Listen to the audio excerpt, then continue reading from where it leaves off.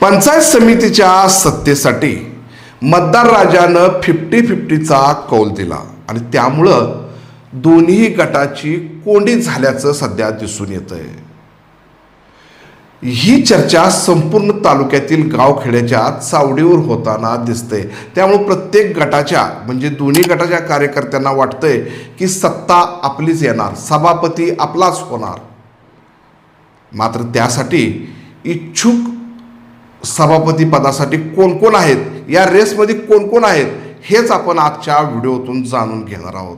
नमस्कार, मी जाकीर नदाब आणि तुम्ही पाहतात एस प्राईम न्यूज। तर दर्शको, सुरुवातीला आपण हे पाहूयात की पंचायत समितीच्या सभापतीसाठी कोण कोण दोन्ही गटातून इच्छुक आहेत आणि त्यांची पार्श्वभूमी कशी आहे। तर सुरुवातीला पाहूयात अभिजित पाटील यांच्या गटातून कोण इच्छुक आहेत।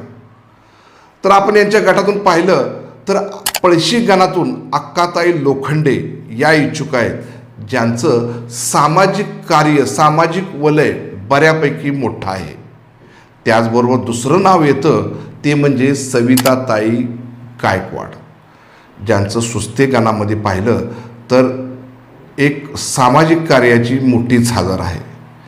त्याचबरोबर परिचारक गटातून एकमेव नाव असं आहे की ज्यांचं अनेक वर्षापासून सामाजिक कार्यात मोठं योगदान आहे, ते म्हणजे डॉक्टर शुभम आगावणे, जे सुरेश आगावणे यांचं चिरंजीव आहेत, जे डॉक्टरही आहेत आणि सुरेश आगावणे जे मागील अनेक वर्षांचा त्यांचा सामाजिक कार्याचा इतिहास आहे। या दोन्ही गटाचे सभापती पदासाठी इच्छुक उमेदवारांचे आपण इतिहास पाहिला, मात्र हे पाहत असतानाच मतदार राजाने दिलेला कौल 50-50 आहे। त्यामुळे होणार काय याची चर्चा सध्या रंगताना दिसते। तर दोन्ही उमेदवारांना, दोन्ही गटाच्या उमेदवारांना जर 8-8चं मतदान झालं तर काय होणार, तर सरळ सरळ चिठ्ठी टाकून उमेदवाराला निवडून देण्यात येणार। त्यामुळं राम भरोसे नशिबावरच हा खेळ, सत्तेचा खेळ चालणार हे निश्चित। सध्या आपण या पंचायत समितीचा इतिहास पाहिला तर मागील 40 वर्षामध्ये परिचारक गटाची निर्विवाद सत्ता आहे। 2011 सालीच स्वर्गीय आमदार भारत नाना फालके यांच्या नेतृत्वाखाली भारत नानांची सत्ता आली होती। मात्र त्यानंतर आणि त्यापूर्वी देखील याच पंचायत समितीवर परिचारक गटाचा झेंडा लागल्याचा आपण पाहतोय।